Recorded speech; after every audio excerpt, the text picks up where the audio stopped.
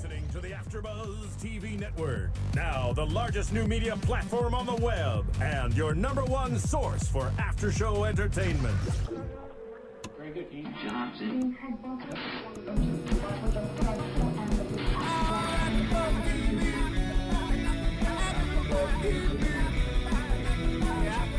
From the AfterBuzz studios in Los Angeles, California, and streaming live on Ustream, this is AfterBuzz TV for Survivor.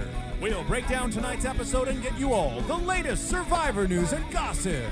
If you'd like to buzz in on tonight's show, you can buzz us at 424-256-1729. That's 424-256-1729. And now, picking up where the show leaves off and the buzz continues, it's AfterBuzz TV for Survivor. Well,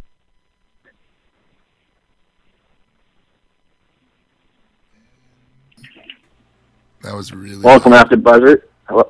Yep. What's up, Steamer? Welcome, AfterBuzzer. This is the Steamer, filling in for Phil Spitek, who's sick this evening, for Survivor, Season 23, Episode 11. The recap. Yes. The refresh episode to catch me back up to speed here. It's properly titled A Closer Look. Yeah, I know. They just want to call it Recap, which I should have known better, fitting. too. I remember, even on my season, the Thanksgiving episode was a closer look, if you will. Oh, yeah? Yeah, it was a lot cooler. It was a lot cooler during my season because they actually interviewed us at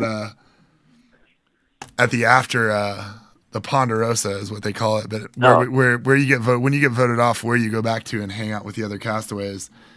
They actually did interviews with us, and I was the last one voted out right before the Thanksgiving, right before the closer look. So I got to talk about how stupid I thought all the other people were. Yeah, I didn't realize they did them that far back. I know they did them like in the earlier seasons, but I wasn't aware that it was every season like that. I remember there was one Thanksgiving a few years back that there's an actual new episode on. So. Oh wow. Yeah. So in the recap, more of an affirmation for me that Coach is playing a strong game. Yeah, the dude definitely has all his ducks in a row to make it further and do his thing and be in the top 3. I think. I don't know. Yeah, I don't know who's gonna cut the head off the snake or the dragon and step it up. But I don't see it happening.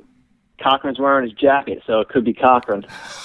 that had to be the dumbest little quip of the whole recap of the whole closer look. That was the dumbest look they showed. At least he like realized the jacket was ridiculous. Like pointing out the florals and like saying there's probably a dragon insignia in here somewhere. Yeah, in there somewhere. So he like realizes that it's silly.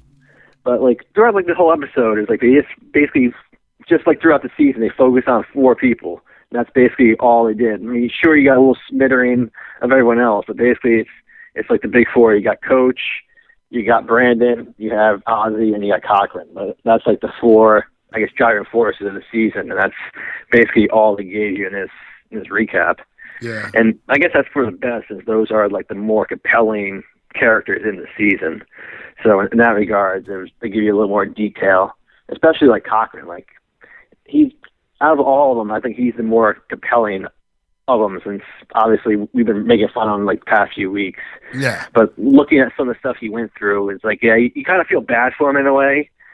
But at the same time, he's on Survivor, so it's like I can't really overly feel bad for him. It's not like they're like keep trying to play up like the bullying angle. It's like I didn't really see much of that. I mean, sure they might tease him, but you're out on an island with people. I mean, what else are you gonna do to buy the time? You're gonna joke around with somebody. Absolutely. So. Like honestly, I while I was out there,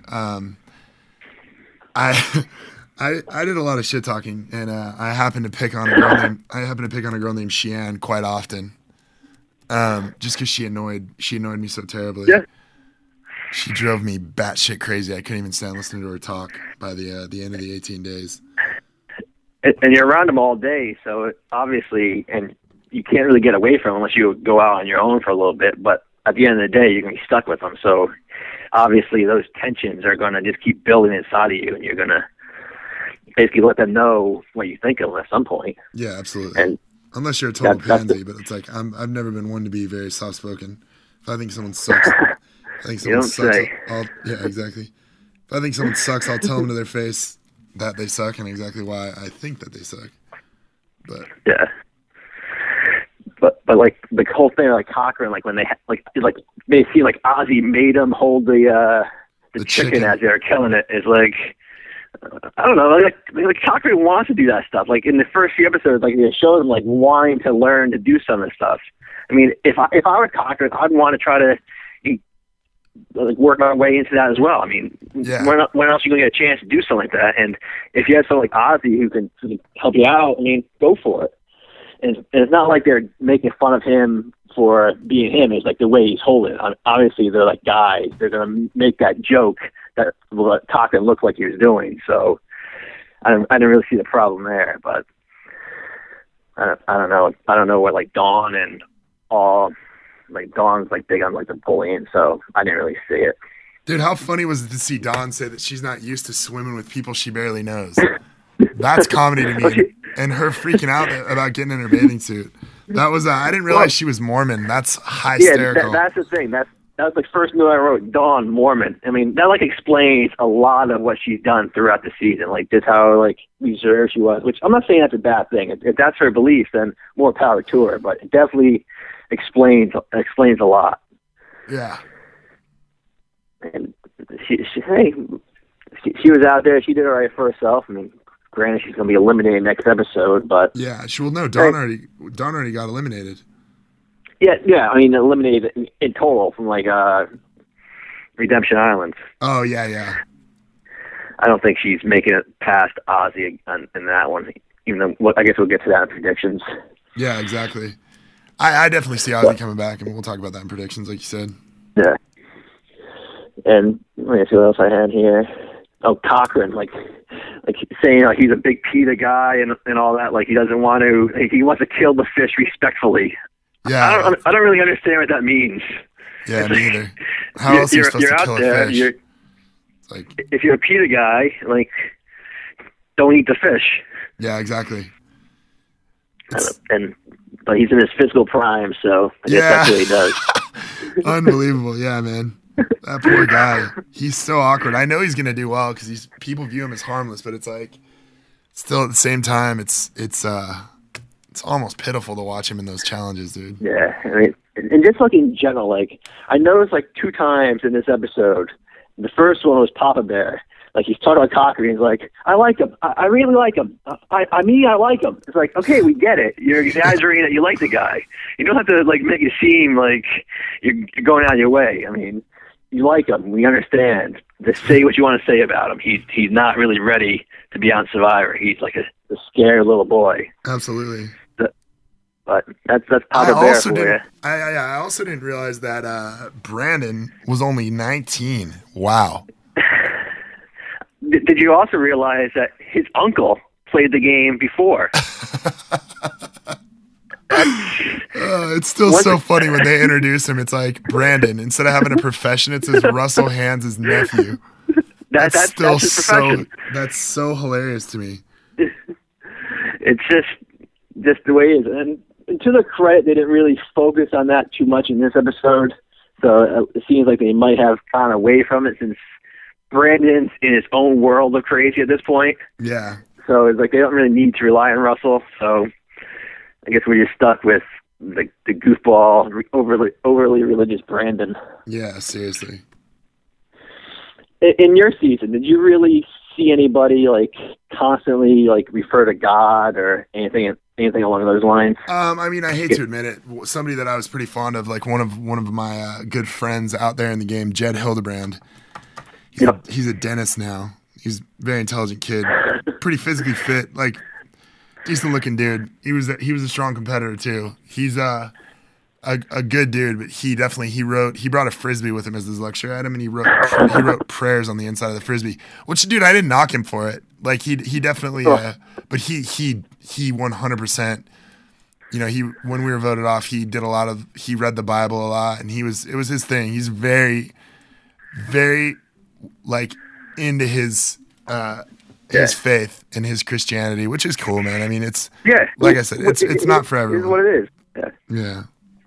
I mean, if it's like genuine, then good for him. I mean, if he wants to believe in that, who am I to tell him not to? But I mean, like some of the stuff like you're seeing Coach and Brandon, it's just like just over the top and to the point of like it's a character. Yeah, it's pretty annoying.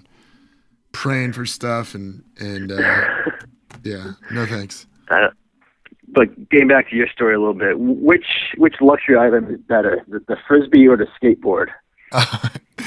Honestly, man, obviously the frisbee. We threw the frisbee a couple times. We spent a couple different days like where we were like, hey, let's go throw the frisbee around, and it was entertaining. But yeah, my skateboard. Did you get any use of the skateboard? Purpose. I sharpened like twigs with it and with a grip tape, and I used it to keep my head out of the dirt the first couple nights before we built shelter.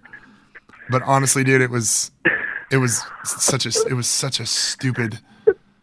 I mean, now as an adult, you know, 8 years later, more of an adult, I should say, I would have been like, there's no possible way that you guys are making me bring this fucking skateboard with me. But at the time, they were like, oh, you should bring your skateboard. Yeah. And I was like, oh, Jesus. Not realizing, in the grand scheme of things, that I would look like a complete half-wit, which... Which you did a good job of doing, since that's what I thought, too. I'm like, this guy brought his skateboard. Yeah, what a dumb fuck. Yeah. Yeah. But hey, you out there, played it, and good for you. I couldn't do it. I couldn't. So you couldn't. Who am I to say? You couldn't play the game. I mean, I think I could. Like as I tell Phil, like the other week, like I could play like the actual game, but like the Survivor stuff, I don't know. That's where I might go. I would think I'm better than Cochran, but I don't know. I don't know if I'll be able to survive out there for all those days. What's funny is that's the one thing that would hold me back. I'm like the opposite. I never played the game. I just like kind of hung out. That's the way it came off on TV. Is like you were just there to be there. Yeah, which was like pretty much. I got out of it what I wanted to, and it was like. Yeah.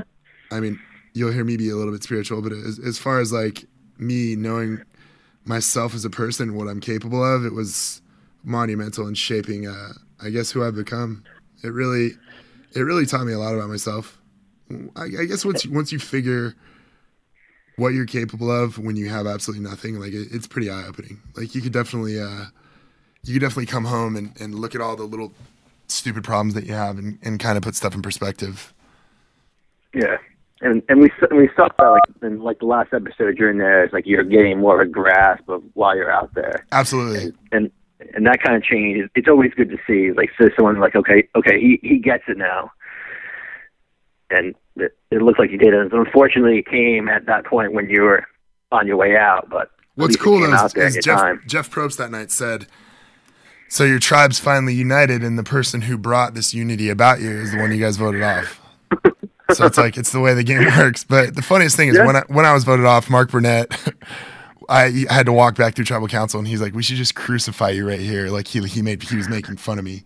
Cause I pretty much, you know, like I'm a pretty positive person. I would say that they chose not to show that early on in Survivor, but you know, every night I was the one, like, you guys, you know, we're one in, you know, however many 100,000 people that applied to do this. Yeah. You know, no Americans ever set foot on this national park. Like, this is pretty remarkable.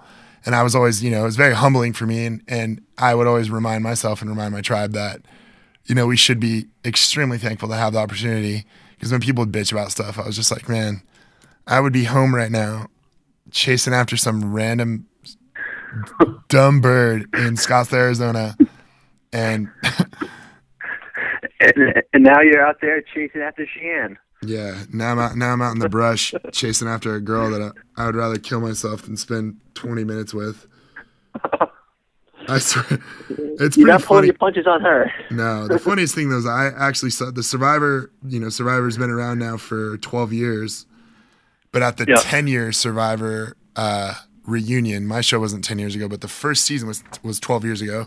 So a couple years ago, they had the 10-year reunion. It's pretty cool. It was actually the first finale that I've gone to. I'm actually thinking about going to this finale. I need to figure out who I need to reach out to because Survivor's previous castaways get invited to all the finales if you want to come. So I'm thinking about reaching out and getting invited or inviting myself and just crashing the party and being a total dick. But I'm sure you can sneak your way in. Yeah, I'm definitely gonna go to this party, dude. My season finale wrap up, like our party was free booze and free food, and it was amazing food and amazing free booze. And the 10-year reunion one I went to was sponsored by Patron and Ultimate Vodka. So needless to say, I had some of the delicious skewers that they were passing around.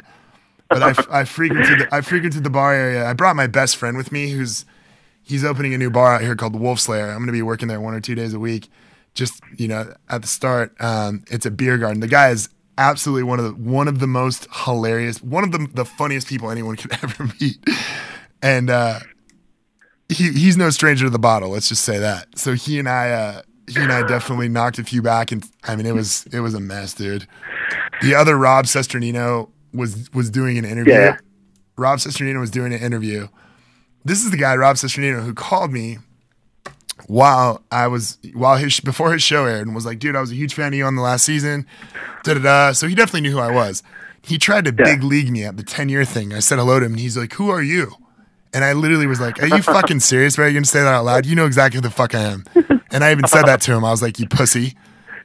I like called him to his face, and I was like, if you weren't standing with your girlfriend, I'd probably kick you in the teeth.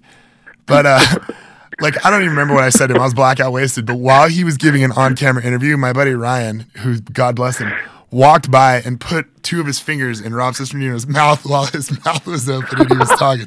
It was pretty incredible, bro. And we still talk about it to this day.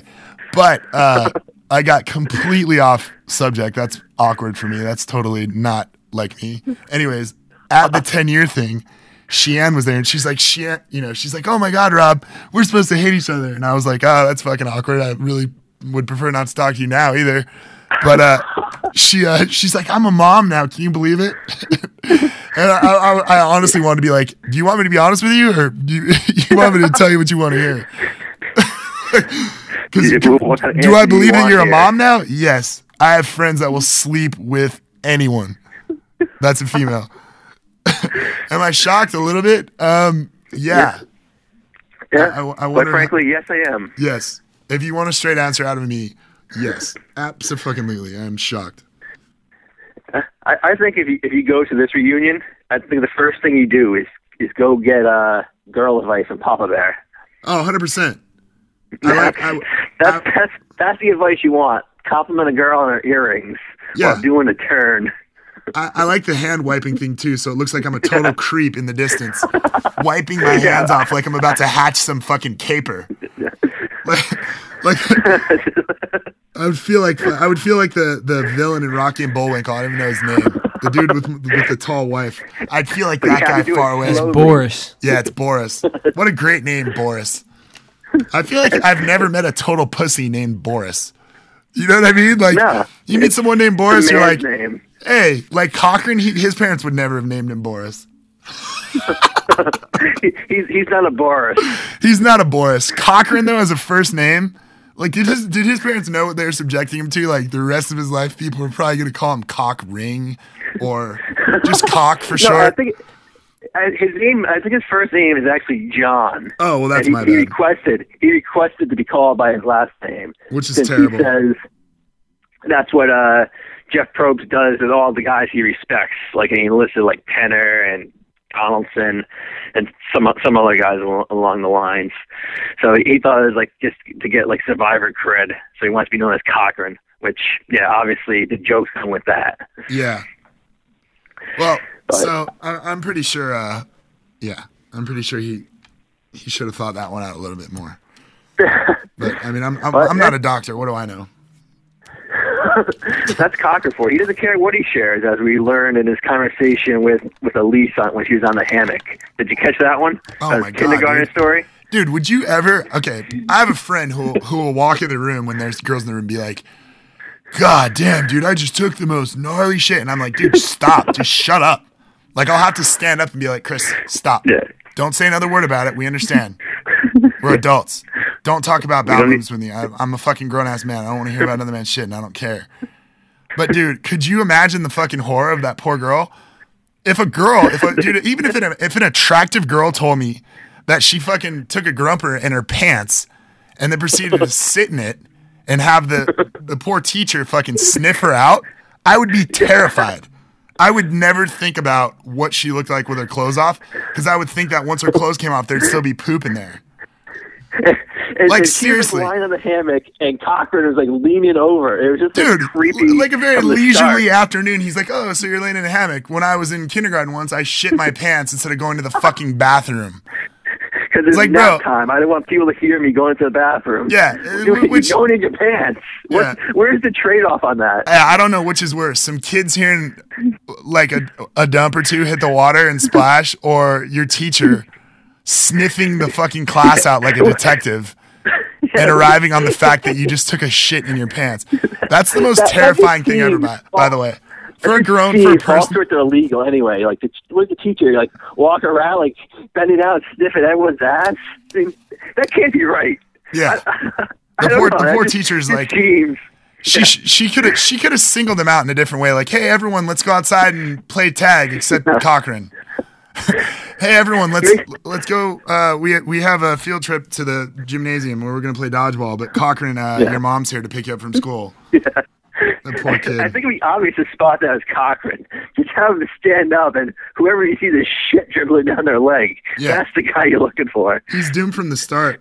If that's the kindergarten story, like my kindergarten story, I would tell you, like 100% in kindergarten, like I would smuggle stuff into school. Like I'd bring a toy from home and I'd play with it all day. I remember this shit. I remember having Clash of the Titans toys, and I'd like trade one of my toys to one of my friends.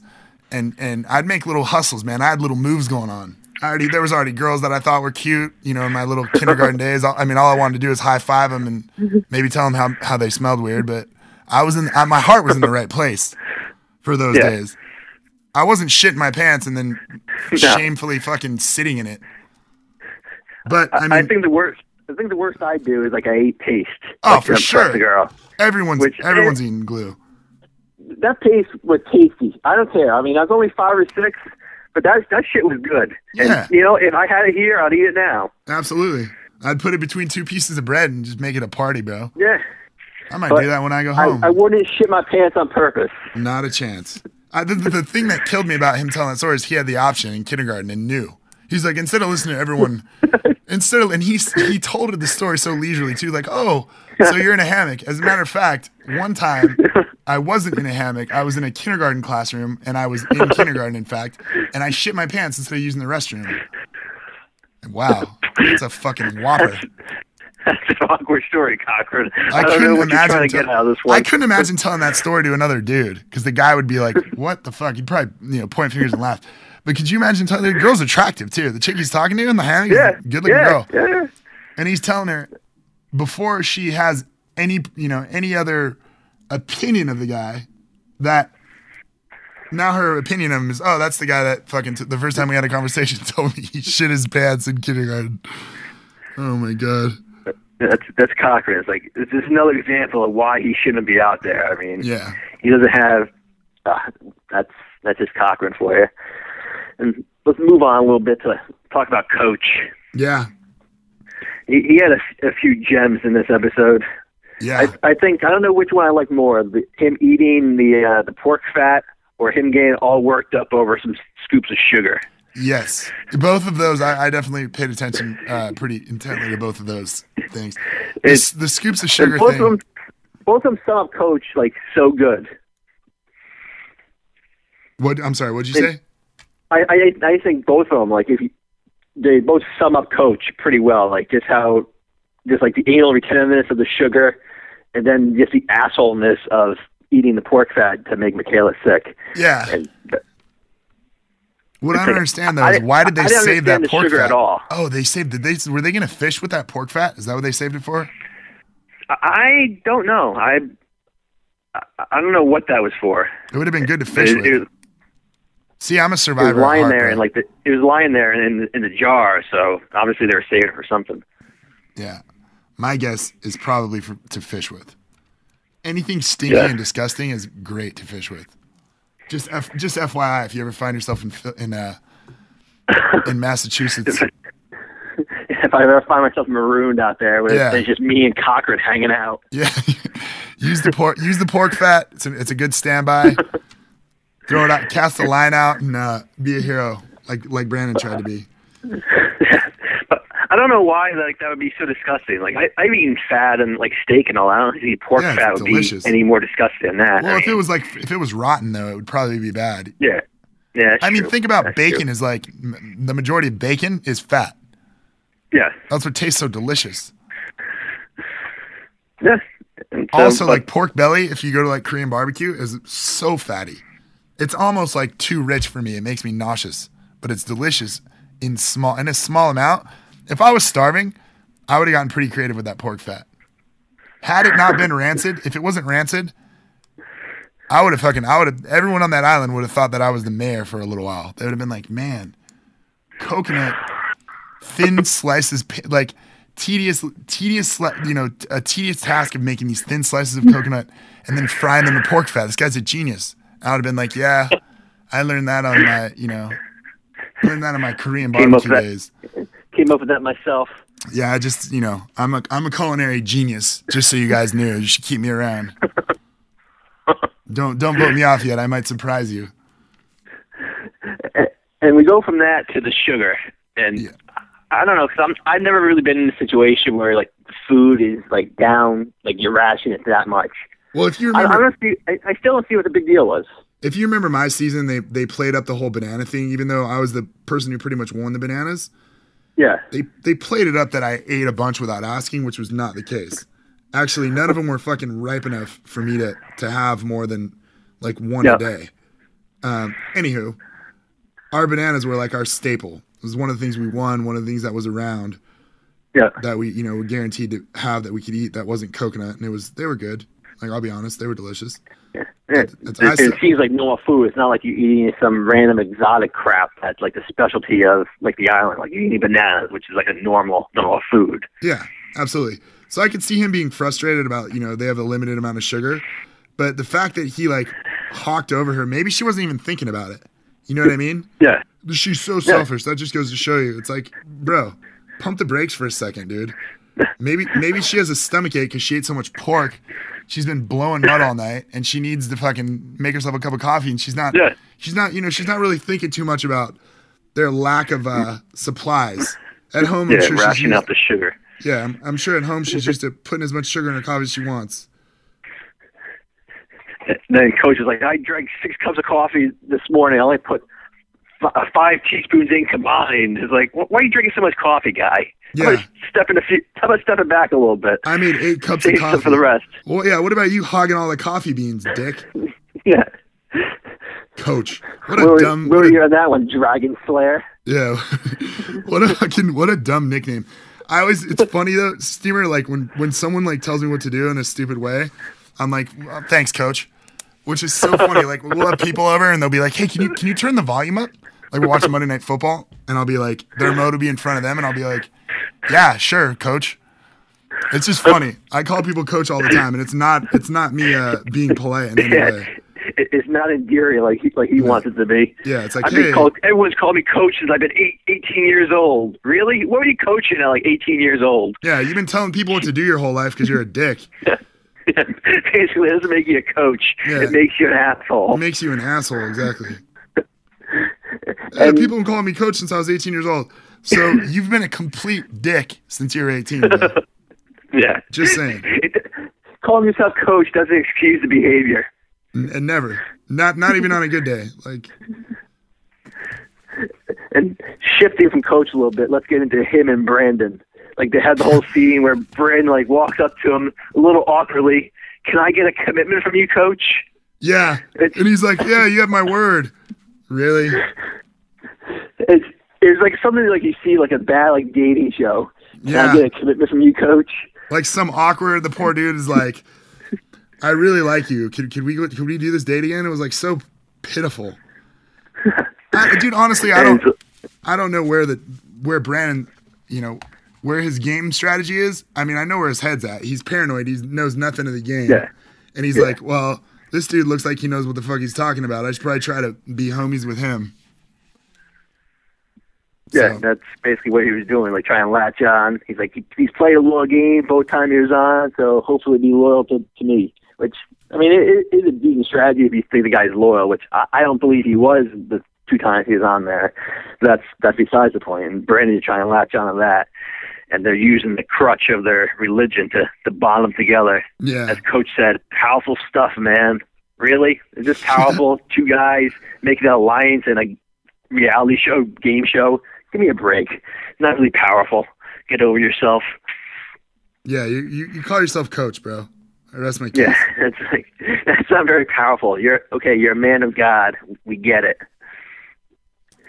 And once again, like they show, like after Brandon's like flip out at the tribal council where he's talking about loyalty and all that, like they show like everybody like starting to turn on him a little bit. And Coach goes back to the tactic of everyone loves you. Everybody loves you. You just got to calm down a little bit. Like, no, nobody loves them. When you have to repeat the same thing over and over again, it means it's not true. You're just trying to convince yourself and that person. Nobody loves Brandon, and you just want to keep him around to advance yourself in the game. Yeah, but how about him telling Cochran that he's Hercules? Yeah, we glossed over that whole parable, which it just took me back to like 2nd grade, like in my creative thinking class. Like we had like Greek mythology, and even then I was bored out of my mind with it. I'm like, okay, yeah, enough. And like Coach is using that as like some big comparison to the game of Survivor, like pinpointing everybody. Like he called Edna like most talkative. Like, Edna, really? She said like 2 words the whole season. Yeah. But it's still not as glaring as calling Cochran Hercules. It's the dumbest thing I've ever heard.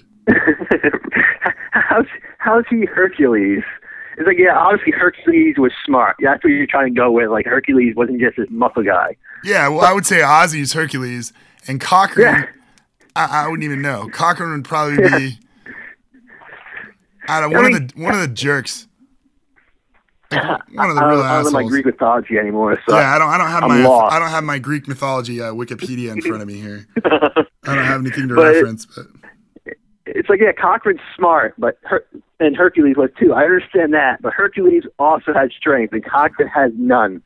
He just is. Which, hey, I mean, he wasn't born with the gene to do that. You can't fault him for it, but it's just not there. It's just not. Yeah, give him credit for it when it's not there. Not his MO. Yeah, the poor guy he wasn't blessed with athletic ability. Let's just say that. No, and calling him Hercules just to butter him up is just kind of weird. I think it's pretty funny though that Coach's move. He's like, oh, they left Cochran sleeping out in the fucking by himself.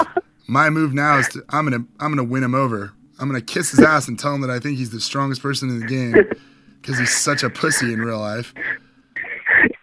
Yeah, that was weird though when they show like the awkward sleeping arrangements of Ozzy's tribe. Like you see like Keith and Whitney like shacking up, and then they go through Jim and Dawn like latching together. Then you see like Ozzy like just randomly lying out by a log. Yeah, twitching too, like having like epileptic stroke in his sleep.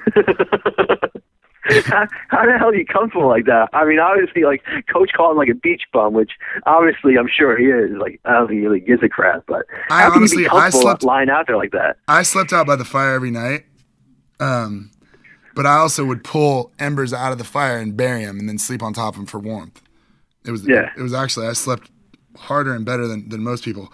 Speaking of something awkward, though, do you know that the only time that I've wet my pants as an adult was during Survivor? Oh yeah. Yeah. Actually, how far into the season? Like 10 days in, dude. One of the nights, and I remember the funniest thing is listen to this. You sleep, dude. Sleep out there is like such a luxury. It's so hard to sleep, and you know how sleep's important, dude. But I remember one of the nights I was like, I'm really comfortable and I'm warm, and I was like, I know the sun's gonna be coming up soon. You know, I felt like I'd been asleep for a number of hours, and I was like, man, I was in my filthy ass clothes anyway. I was just gonna walk into the ocean and rinse them off. And I remember I was like, I need to get up and go to the bathroom. I was like, I need to get up and go to the bathroom. I don't care if, I can fall back asleep with enough time before the sun comes up. I need to get up and go to the bathroom. I remember consciously thinking this over and over and over again, and then waking up like however long later, and I had pissed myself. And I was like, God damn it. But I mean, it's not like I took a shit in my pants and I sat in it and my teacher just covered it. I told everyone the next morning, I was like, dude, I mean, it wasn't even a lot of piss. It was like, I didn't even, my pants weren't soaked. But I remember telling everyone the next day, I was like, dude, I think the experience of being fucking delirious and, you know, being out here, I pissed myself last night, barely, but it happened. So you basically sold yourself out before like Sheehan walked around and started smelling everyone's crotches. Yeah, exactly. I wouldn't have put that past her either. No. And let's get to Keith and Whitney for a little bit. Like they show them like huddling up in the cabana. Yeah, I didn't realize that they were lovey-dovey. Yeah, and that's apparently carried on through the after show since they're together now, and it's come out that she was married before she went on the show. So like when they're showing them like huddling up, like she's cheating on her husband with Keith. Wow, what a scandalous little. Just imagine like being her husband, like watching that. I'm sure at this point. I'm sure he's done watching Survivor. Yeah, that's probably a good point, but I could just imagine him like just seeing that, like just what a bitch. Seriously, that's just a grimy thing to do to begin with, but to your husband. I guess, wow. Yeah, she was married now. She's a country singer, so she's out in Nashville with Keith right now.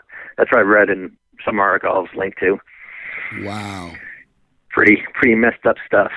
So I remember her being a country singer. I remember that. Yeah. So what? Keith's not from Nashville though. No, I forget where he's from, but he's like does something with like basically shit. Like he crawls around in shit. Like I don't know what it is, but it doesn't seem like a fun job. So yeah, he's like, come to Nashville, be a home wrecker. I think I'm cool with that. Yeah, basically. I don't want to walk around in shit anymore. I'll latch on to her mediocre success. Wow. And then there was this scene with Edna and Rick, which I think that scene was them speaking more than they spoke in any episode prior to this combined. Yeah. And just seeing them speak, though, it made you realize why they don't show them. Yeah, they're both boring. Yeah, and like Rick was like going over strategy, and it was just bad. It made no sense. And further in the episode, though, like he had like one of the lines of the episode where Brandon lost a chicken. Yeah, and he said Rick, like he grabbed by the neck and bite it off. Yeah, which I would love to see someone do that in Survivor. I don't know if Peter would like it too much, but for a pure like entertainment standpoint, that would be pretty fascinating. Yeah. That would be interesting to see, dude. I think I also like when Jim he took a little stab at Brandon about Yep. What? Yeah, yep. What did he say, dude? I can't remember. He was like he's like maybe you should have prayed for it or something, dude. It was like because obviously Brandon like the chicken goes scurrying off, which yeah. I don't know how many times like in my life I've ever rooted for a chicken. But I was rooting for that chicken just to run away and never come back. Absolutely, dude. Just run, chicken. Just get out of there. That guy's batshit crazy. Yeah, find some place to hide and just do your thing. Yeah, and Jim said something along the lines of, "Why don't you pray and maybe he'll come back?" Yeah, something like that. Which it's a pretty good jab at the overly religious Brandon. Yeah, it's pretty funny. Pretty funny. So, where are you at in the area of predictions, brother? Let's take a commercial break and then we'll begin the predictions. Cool, man. Let's do it.